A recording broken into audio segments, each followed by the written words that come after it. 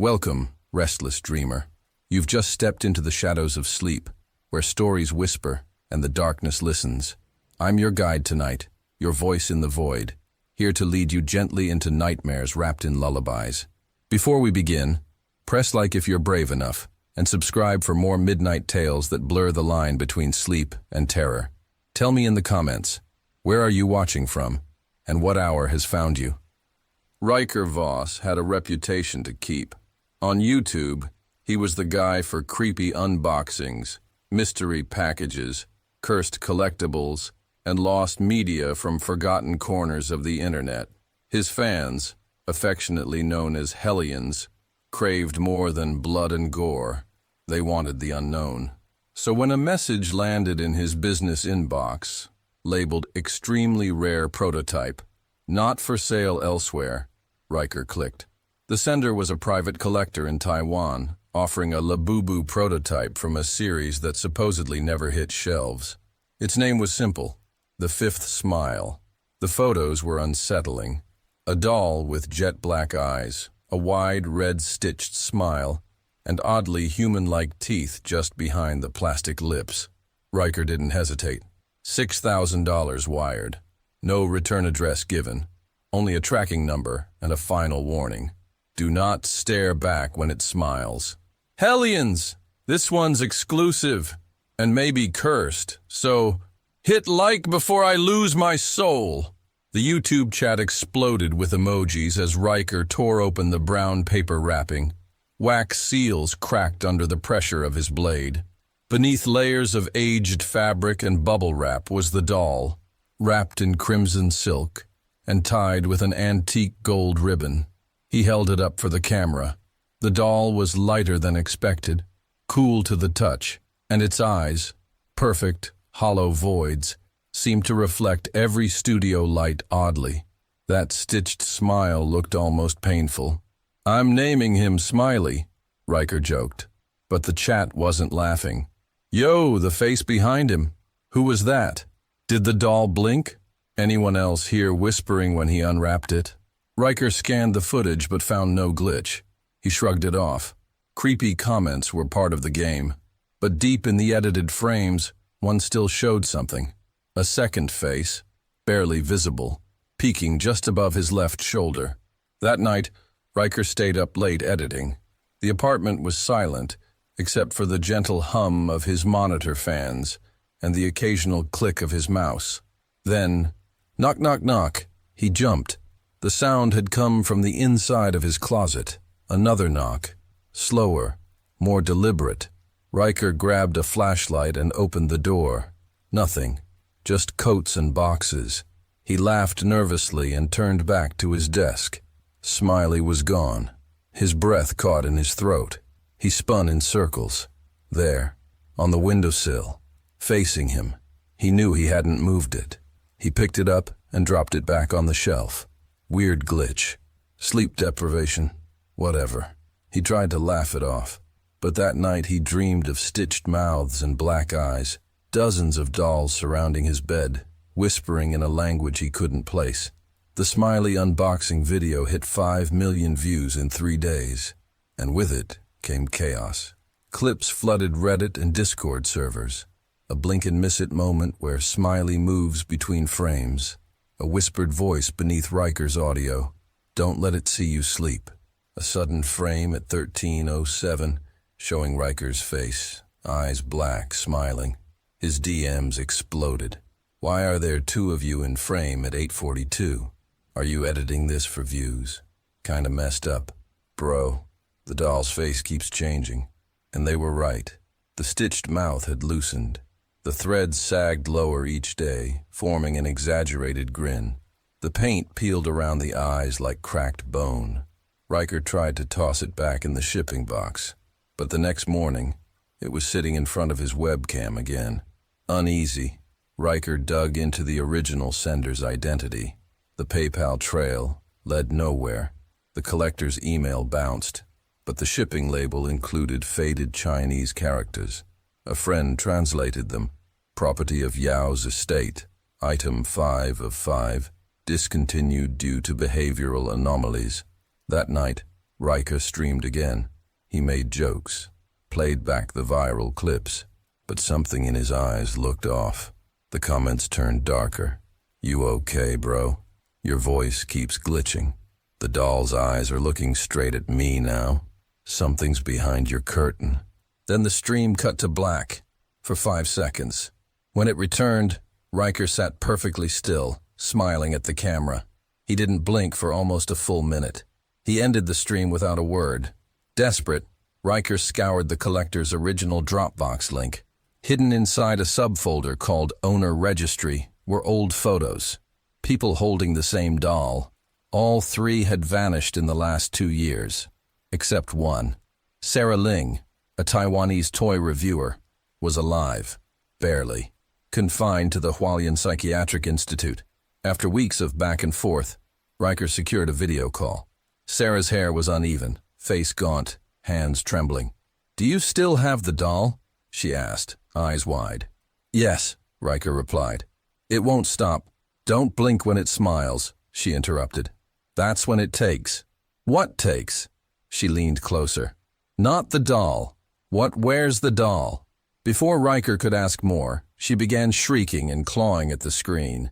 "It's behind you! Don't blink! Don't blink!" The feed cut.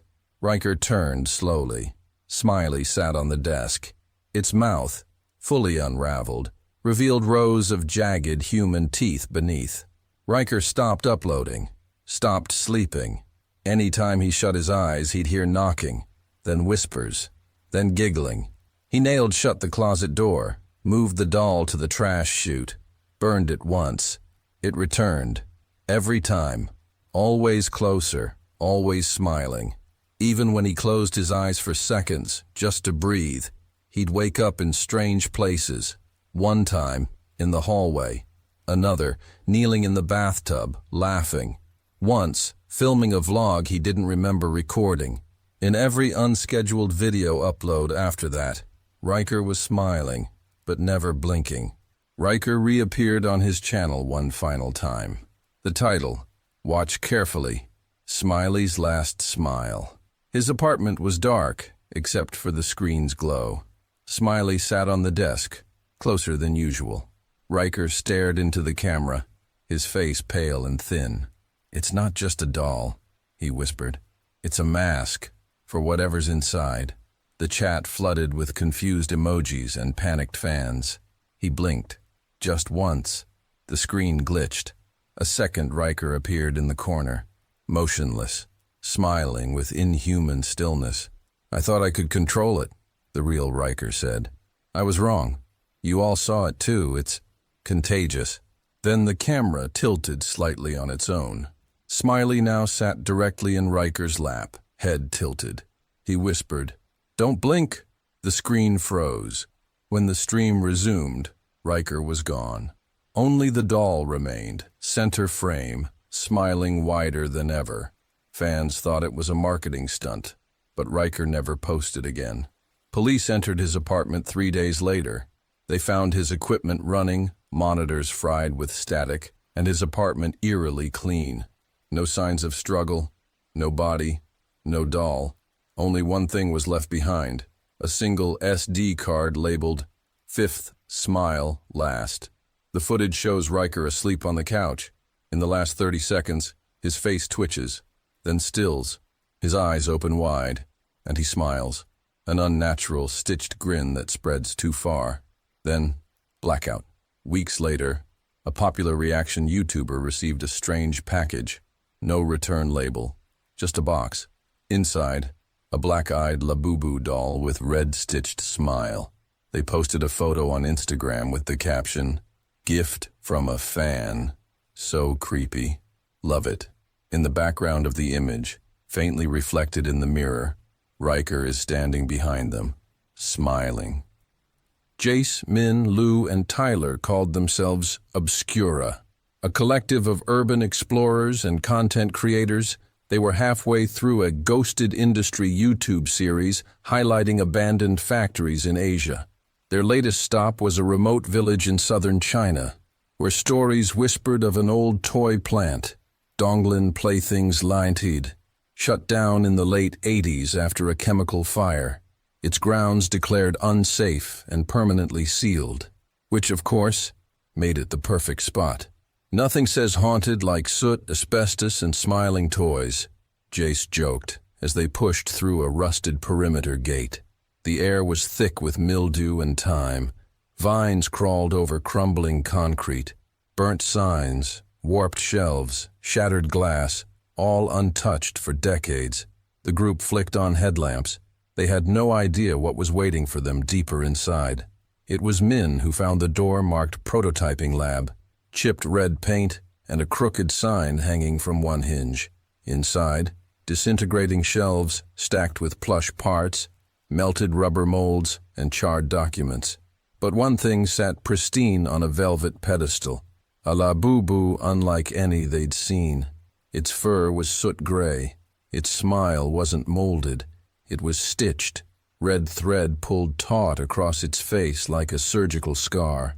One eye was a black button, the other a foggy glass bead. Its paws had fingernails. Tyler said, "Why does it feel like it's looking at me?" Lou picked it up. "It's handmade. Probably a prototype." Jay smiled.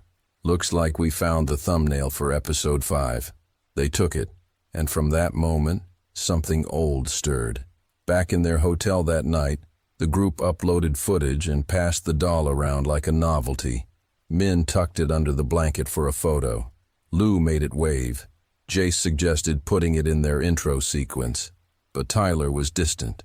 He kept glancing at shadows, said he heard a wheezing laugh during the drone shots. "I think we brought something back with us," he mumbled. "You mean asbestos?" Lou quipped. That night, Tyler didn't sleep. At 2:40 a.m., he woke to the sound of thumping in the bathroom. He opened the door slowly and found himself face to face with a figure from his childhood nightmares. His father, eyes hollow, skin flaking like burned paper, saying the same phrase he'd screamed before dying in their house fire. "You should have pulled me out." The next morning, Tyler wouldn't speak.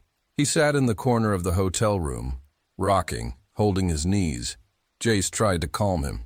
"Dude, it's probably the altitude or jet lag or something. You've been overworked."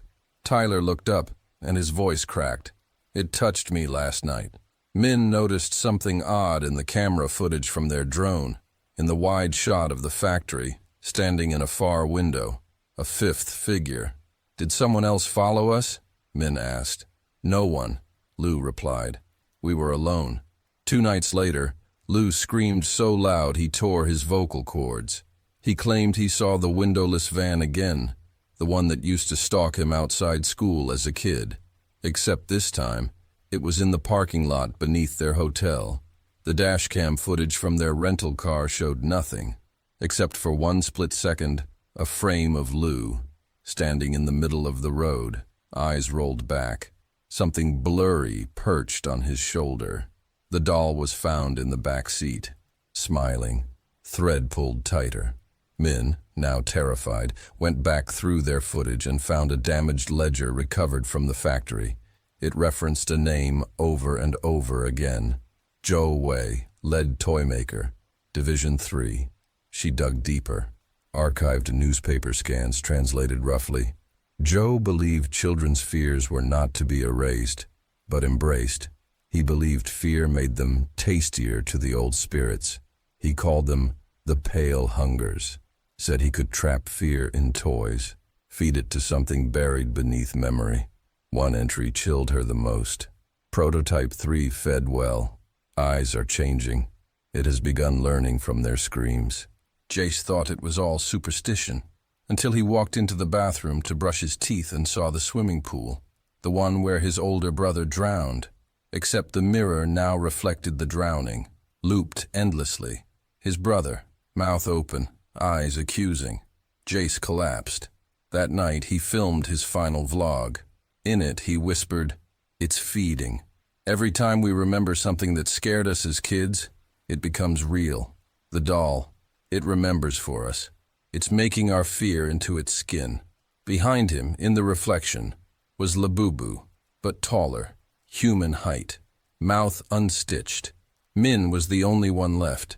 She booked the next flight home and tried to leave the doll behind, but at airport security, they pulled her aside. "Miss, we can't allow you to travel with this." "What?" They unzipped her carry-on. Inside, the Labubu doll.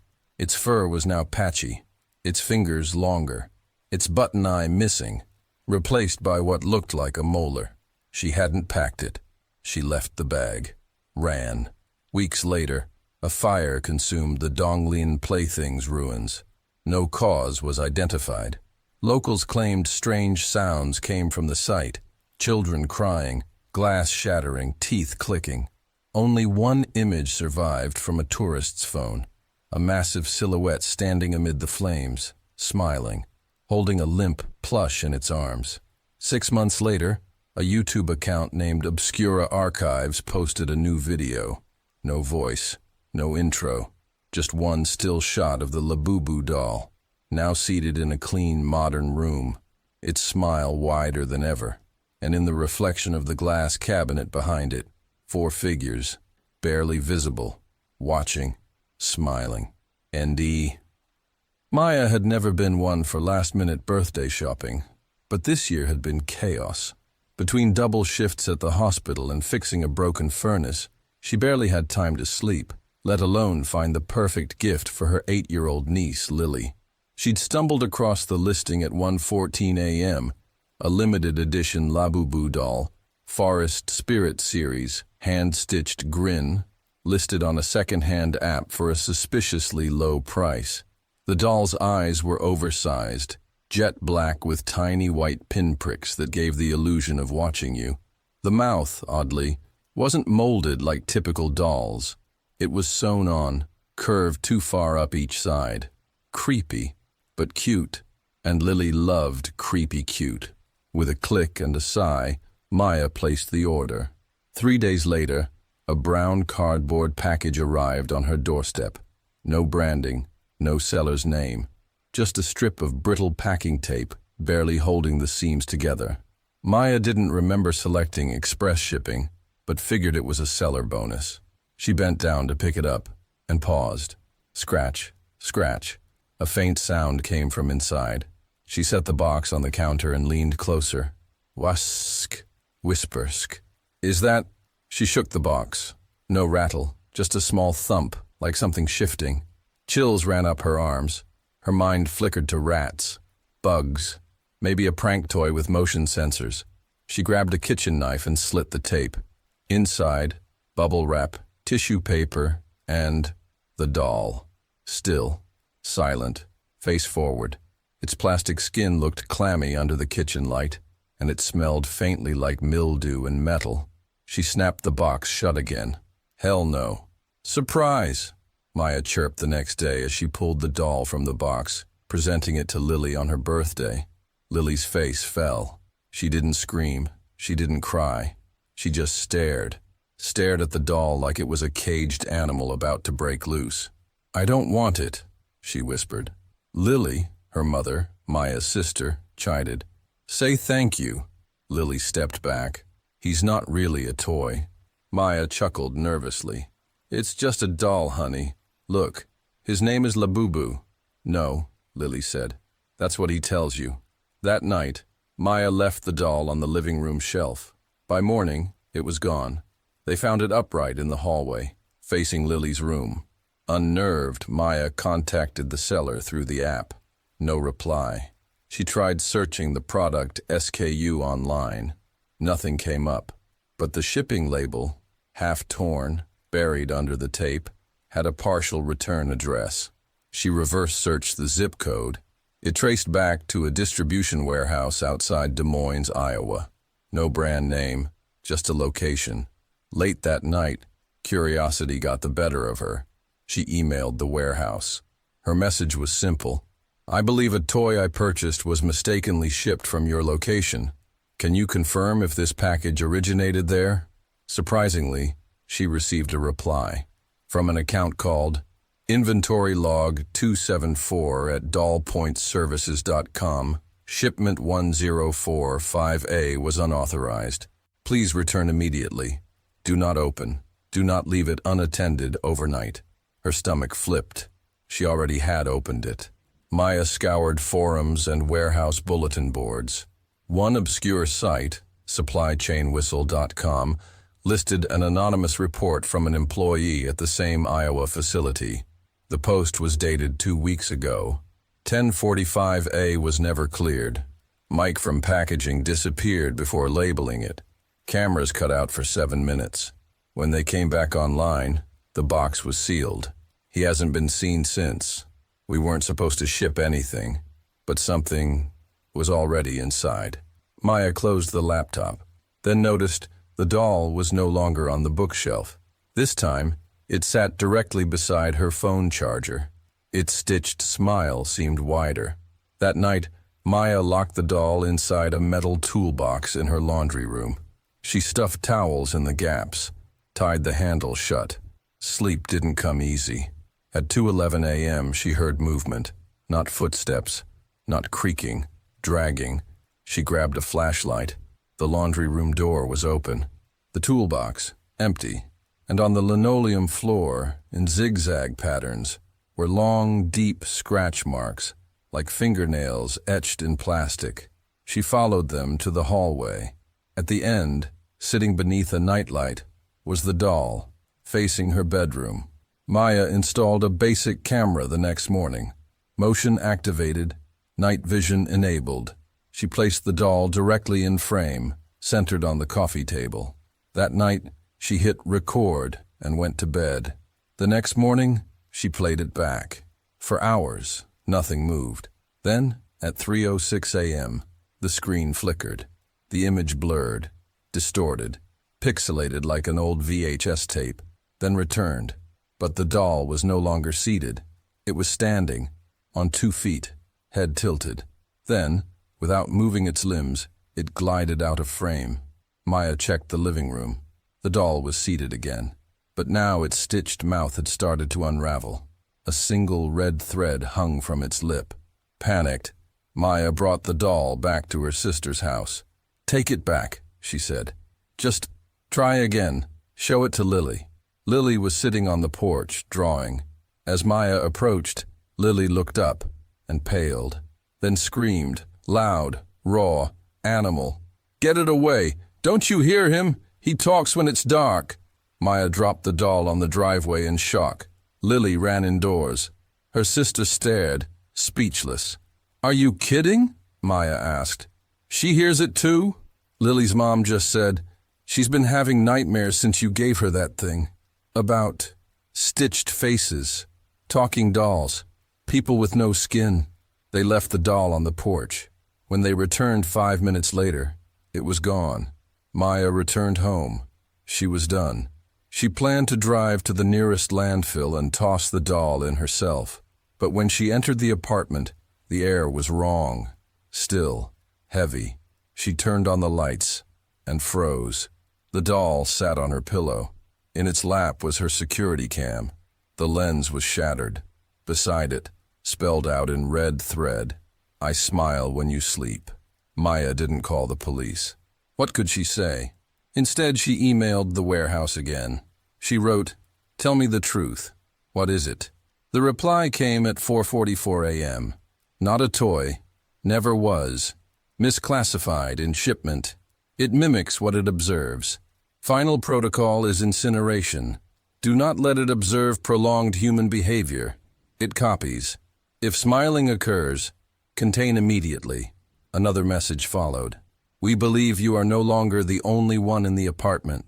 Maya tried to leave, grabbed keys, bolted toward the door. Then she stopped. She saw herself, at the end of the hallway. Same hoodie, same hair, standing completely still, smiling. But it wasn't her. Its face began to split, stitched lines tearing at the cheeks, revealing jagged teeth beneath plastic skin. And the eyes, not human, black vinyl, just like the doll. She backed away, slammed the bedroom door, blocked it with a chair. Outside, the knob turned slowly, deliberately, then stopped. A whisper, "I like your face." 2 days later, police conducted a welfare check. Maya's apartment was empty, no sign of forced entry, no signs of struggle. Her phone and laptop were wiped clean. The only thing they found was a cardboard shipping box in the living room. Inside, a Labubu doll, mouth stitched shut, eyes watching. A week later, a thrift store in Omaha received a donated box labeled Toys Collectors Only. Inside, among other vintage plushies, was a strange doll with black eyes and a red smile. The new clerk joked, "He looks kinda cursed." That night, he heard a whisper inside the supply closet. "Smile back. I'm learning." End.